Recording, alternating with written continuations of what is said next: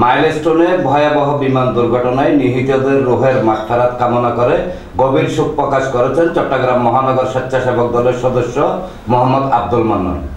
চট্টগ্রাম মহানগর বিএনপির সাবেক সহ প্রকাশনা বিষয়ক সম্পাদক মোহাম্মদ আব্দুল হাইকে শুভেচ্ছা জানাতে গেলে চট্টগ্রাম মহানগর স্বেচ্ছাসেবক দলের সদস্য আব্দুল মান্নান নিহতদের রুহের মাগফিরাত কামনা ও এই ঘটনায় গভীর সমবেদনা জানিয়ে আহতদের দ্রুত সুস্থতা কামনা করেন। ঢাকা উত্তরায় বিমান দুর্ঘটনায় মাইলস্টোনের যে স্কুল অ্যান্ড কলেজের কিছু ছাত্রীরা আমাদের মাঝ থেকে হারিয়ে গিয়েছেন, যারা অকালে মৃত্যুবরণ করেছেন, তাদের প্রতি আমি গভীর শ্রদ্ধা জানাচ্ছি।